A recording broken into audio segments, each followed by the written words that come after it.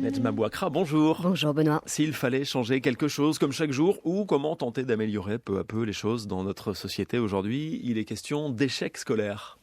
We all have the difficulty of making changes.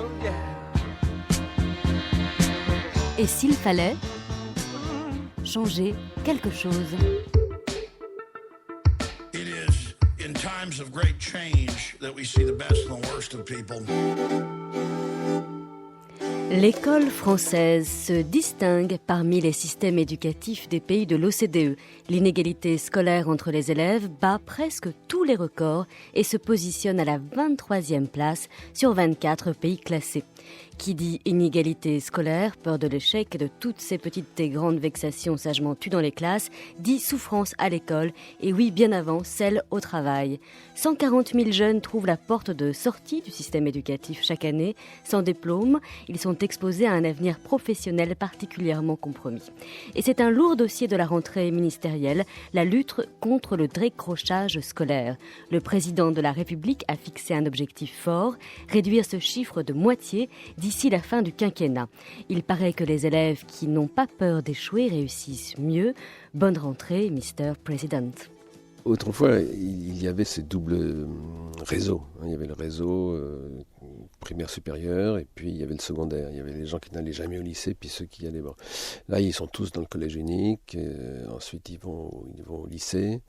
Ils sont sans arrêt confrontés les uns aux autres, même s'ils ne sont pas dans le même établissement, puisqu'il y a des hiérarchies, il y a des différences entre les établissements. Ils sont tous des lycéens.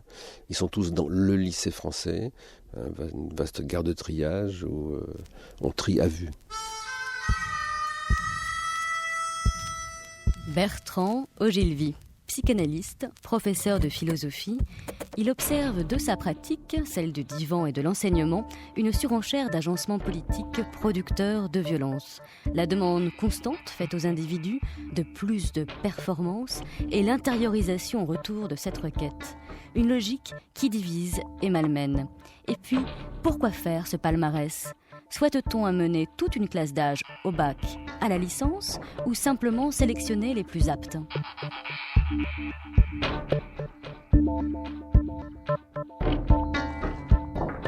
L'école est ce lieu qui a le monopole de la formation des identités.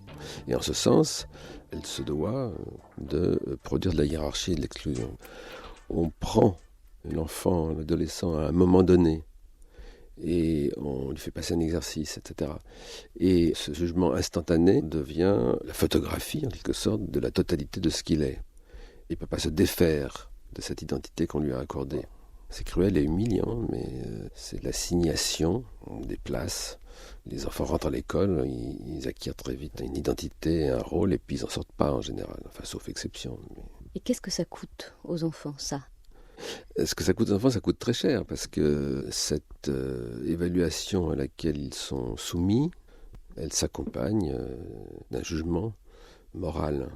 C'est pas seulement leur faire qu'on juge, mais c'est leur être.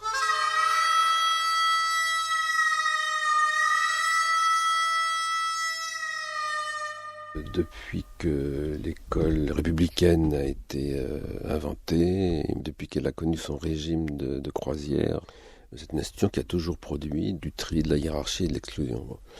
Ce qui change aujourd'hui, c'est d'une part, il y a une question de nombre, c'est-à-dire que l'école est devenue une école de masse homogène.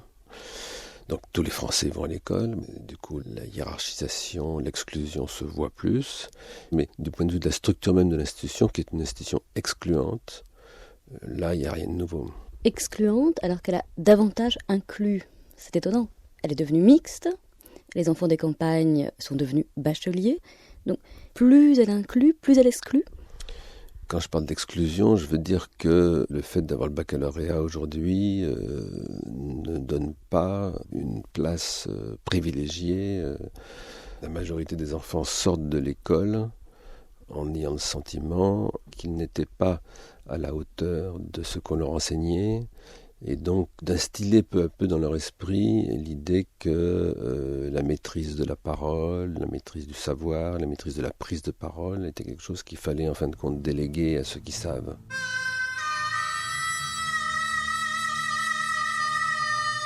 l'école passe pour un lieu égalitaire où on enseigne la même chose à tout le monde en même temps, comme si les enfants, de par leur seule présence physique répartie autour d'un enseignant, étaient capables de faire le même usage de ce qu'ils entendent, alors qu'en réalité, toute leur histoire, tout le contexte culturel et familial qui est leur, les situe en réalité à des distances très très différentes de l'enseignant, je veux dire mentalement parlant.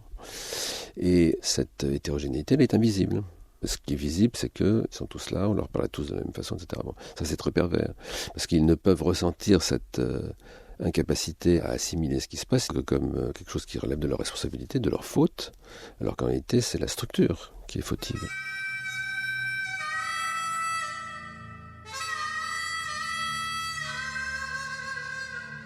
Il est dit des enfants qui sont en échec scolaire que parfois cela manifeste une sorte de résistance à la disqualification. C'est vrai qu'il y a chez les enfants qui sont soumis à ces procédures de jugement violentes, il y a beaucoup de violence dans l'école. Bon, c'est vrai qu'il y a de la résistance de la part des enfants qui font de leur situation de cancre une espèce de gloire. Mais le terme d'échec ne convient pas.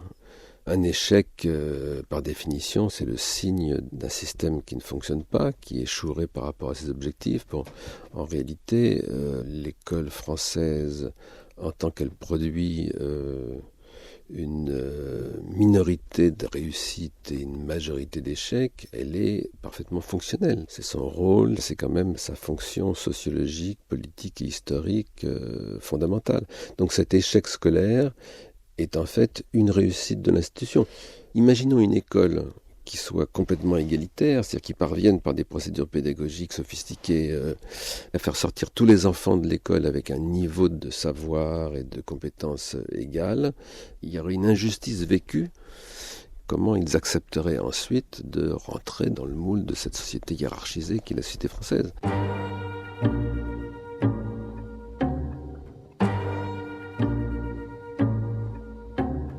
S'il fallait changer quelque chose, Bertrand Ogilvy, qu'est-ce que cela pourrait être à l'école ? Le changement le plus simple à faire, c'est celui, je le répète toujours, qui ne coûte rien, qui est un changement mental, serait d'abord de faire que les enseignants suppriment complètement de leur vocabulaire cette appréciation personnelle, personnalisante, stigmatisante, humiliante, qui consiste toujours à faire le saut illégitime de la chose à la personne. Un devoir d'élève, un papier, une copie de 2 pages, 3 pages, c'est une chose qu'on peut juger, sur laquelle on peut prononcer des appréciations techniques, formelles, stylistiques, de contenu. Ça n'a rien à voir avec la personne qui l'a faite. On doit pouvoir dire à un enfant, ce que tu as fait là, c'est très très mauvais, tu vas le refaire, tu vas demander à des camarades de t'aider à le refaire, jusqu'à ce que ça soit bien. Il faut le refaire en lui montrant que ça a un intérêt de le refaire, parce que c'est intéressant de fabriquer un objet qui est une consistance, une force, une beauté, une cohérence satisfaisante.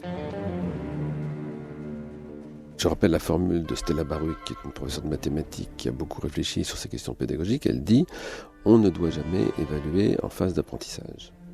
La phase d'apprentissage est une phase où on a le droit à l'erreur, on a le droit à l'échec, on a le droit au tâtonnement, on a le droit au fait de recommencer. Bon, on évalue quand c'est acquis. On évalue la chose et pas la personne. Ce n'est plus une évaluation dans la mesure où toute chose aboutit et réussit d'une certaine manière. Oui, c'est plus une évaluation au sens où on emploie le terme aujourd'hui. C'est le constat technique d'une adéquation d'un travail à son objectif. S'il fallait changer quelque chose chaque jour avec Nejma Bouakra. Je vous recommande La seconde nature du politique, essai d'anthropologie négative par Bertrand Ogilvy, et toujours de cet auteur, L'homme jetable, essai sur l'exterminisme et la violence extrême aux éditions Amsterdam. Merci Nejma.